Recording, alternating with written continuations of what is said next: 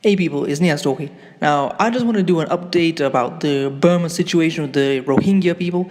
Now, here's a story from The Guardian. Aung San Suu Kyi to be stripped of Freedom of Edinburgh Award. The Nobel Peace Prize winner loses seventh honor over refusal to act over violence committed by Myanmar military against the Rohingya. Aung San Suu Kyi is said to be stripped of a Freedom of Edinburgh Award for refusal to condemn the violence against the Rohingya in Myanmar. This will be the seventh honor that the former Nobel Peace Prize winner has been stripped of over the past year, with Edinburgh following the example of Oxford, Glasgow, and Newcastle, which also revoked Suu Kyi's Freedom of the City Award. Suu Kyi was given the award in 2005 to honor her role in championing peace and democracy in Burma, where she was living under house arrest. At the time, the Lord Provost of Edinburgh compares Suu Kyi to Nelson Mandela, describing her as a symbol of peaceful resistance in the face of oppression. By honoring her, Edinburgh citizens will be publicly supporting her tireless work of democracy and human rights.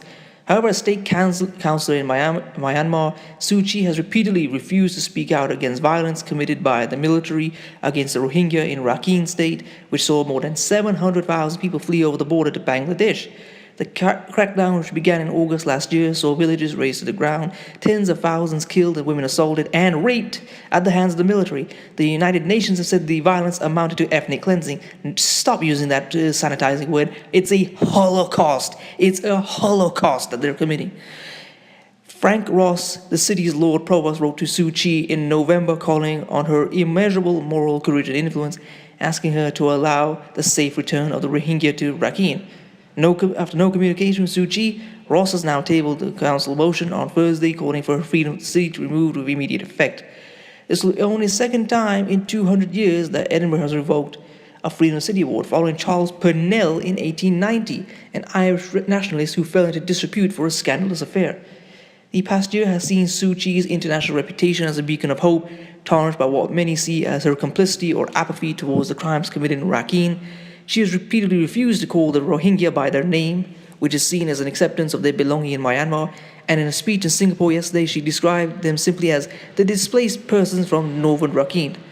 In the same speech, Suu Kyi blamed terrorism, not the military, for the violence in Rakhine, and criticized the international community, saying the outside world can choose the issues on which they wish to focus. Okay, now I want to say a few things.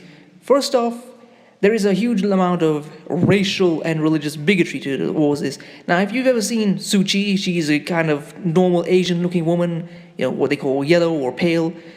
And the Rohingya are a very dark-skinned people. They're darker than me, and probably a lot of you.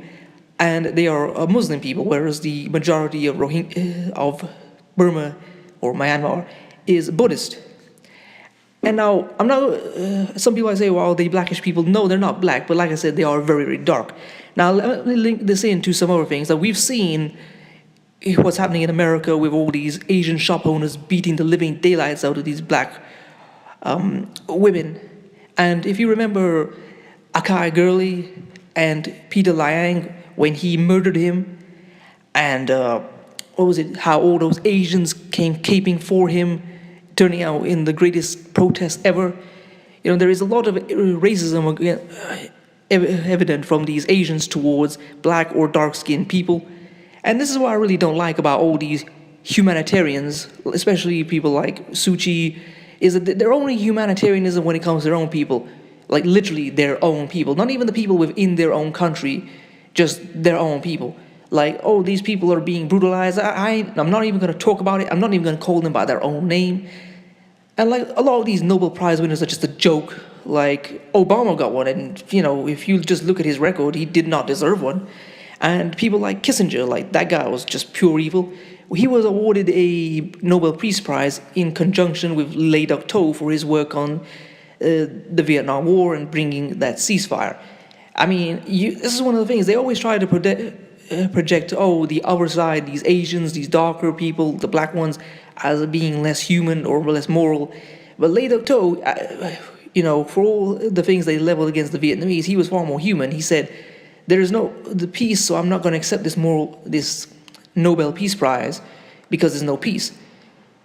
Anyway, look, I'm going on a bit. Anyway, please comment, rate, share, and subscribe. If you want to support this channel, I'll leave the PayPal in the description. Peace, family.